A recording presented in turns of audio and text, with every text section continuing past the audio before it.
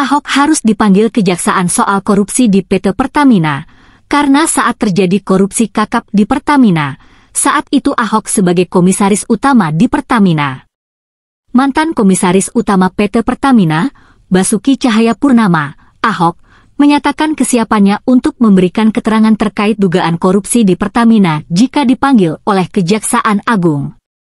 Juru bicara PDI Perjuangan, Chiko Hakim, menegaskan bahwa Ahok antusias untuk hadir dan siap membongkar kasus-kasus lainnya di Pertamina. Kejaksaan Agung sendiri membuka peluang untuk memanggil Ahok sebagai saksi dalam kasus dugaan korupsi di Pertamina. Direktur Penyidikan Jaksa Agung Muda Bidang Tindak Pidana Khusus, Abdul Kohar, menyatakan bahwa siapapun yang terlibat atau memiliki informasi terkait perkara ini akan dipanggil untuk dimintai keterangan. Secara logika Ahok gagal saat menjadi komisaris utama Pertamina. Kalaupun Ahok cuap-cuap tidak mengetahui masalah ini. Pertanyaannya, apa yang dilakukan oleh Ahok saat menjabat sebagai komisaris utama Pertamina? Apakah benar Ahok bekerja dengan benar? Sebagai komisaris utama Pertamina, 2019-2024, tugas utama Ahok adalah melakukan fungsi pengawasan dan memastikan manajemen perusahaan berjalan dengan baik. Namun, komisaris tidak memiliki kewenangan eksekutif dalam pengambilan keputusan bisnis sehari-hari, karena itu adalah tanggung jawab direksi. Apa yang dilakukan Ahok saat menjabat sebagai komisaris utama Pertamina?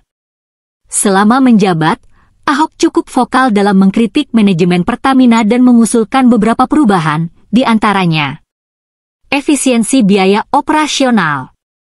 Ahok pernah mengkritik pemborosan di Pertamina, seperti biaya perjalanan dinas dan proyek-proyek yang dinilainya tidak efisien. Ia mendorong efisiensi dalam pengadaan barang dan jasa agar lebih transparan. Perombakan direksi Pertamina. Ahok mendorong pergantian beberapa pejabat di Pertamina yang dianggap tidak bekerja optimal. Ia juga menekan agar proses rekrutmen direksi lebih transparan. Kritik terhadap kinerja direksi. Ahok beberapa kali mengungkap dugaan inefisiensi dalam kebijakan Pertamina. Ia juga sempat menyoroti utang besar yang ditanggung Pertamina. Dorongan untuk transparansi dan digitalisasi.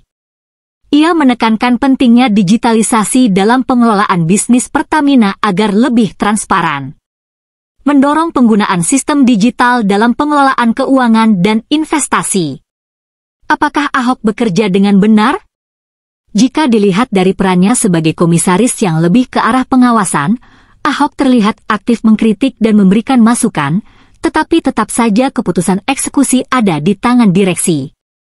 Namun, jika mengacu pada kasus dugaan korupsi di Pertamina, pertanyaannya adalah, apakah Ahok benar-benar tidak tahu? Jika tahu, apakah dia sudah melakukan langkah-langkah yang seharusnya? Ahok menyatakan bahwa dia sudah sering mengingatkan soal masalah transparansi di Pertamina. Namun, apakah peringatan itu diikuti dengan tindakan tegas? Itu yang perlu diselidiki lebih dalam oleh Kejaksaan Agung. Jika memang terjadi korupsi besar selama masa jabatannya sebagai komisaris utama, tentu publik berhak mempertanyakan efektivitas perannya.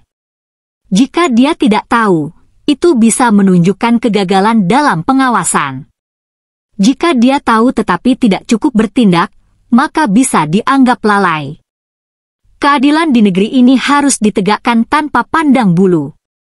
Semua oknum-oknum yang ada di Pertamina harus ditangkap. Setuju? Hukum harus ditegakkan tanpa pandang bulu. Siapapun yang terlibat dalam kasus korupsi di Pertamina, baik itu pejabat direksi, komisaris, atau pihak lain, harus diperiksa dan diproses sesuai hukum yang berlaku. Korupsi adalah kejahatan luar biasa yang merugikan negara dan rakyat. Oleh karena itu, Kejaksaan Agung, KPK, dan aparat penegak hukum lainnya harus mengusut tuntas kasus ini, memastikan semua oknum yang terlibat bertanggung jawab, serta melakukan reformasi agar kejadian serupa tidak terulang. Publik juga harus terus mengawasi dan menekan agar proses hukum berjalan transparan, tanpa intervensi politik atau kepentingan tertentu. Jika ada bukti kuat, siapapun harus diproses, tanpa pengecualian. Dengan kejadian korupsi di Pertamina, DPR dan pemerintah seharusnya mempercepat pemberatan hukuman bagi para koruptor.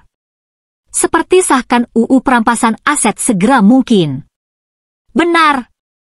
Kasus korupsi di Pertamina seharusnya menjadi momentum bagi DPR dan pemerintah untuk segera mengesahkan UU perampasan aset serta memperberat hukuman bagi koruptor. Saat ini, banyak kasus korupsi yang hukumannya masih tergolong ringan, bahkan para koruptor sering mendapat remisi dan fasilitas di dalam penjara. Jika ingin memberi efek jera, perlu langkah konkret seperti tanda centang putih tebal menghapus remisi dan keringanan hukuman bagi koruptor. Tanda centang putih tebal menerapkan hukuman yang lebih berat, termasuk hukuman seumur hidup atau mati bagi kasus korupsi besar. Tanda centang putih tebal segera mengesahkan UU perampasan aset, agar harta hasil korupsi bisa langsung disita negara. Tanda centang putih tebal memastikan semua pejabat negara dan BUMN diaudit secara ketat dan transparan. Tanpa langkah tegas, korupsi akan terus berulang karena hukum masih terlalu longgar. DPR dan pemerintah harus menunjukkan komitmen nyata dalam memberantas korupsi, bukan sekadar wacana.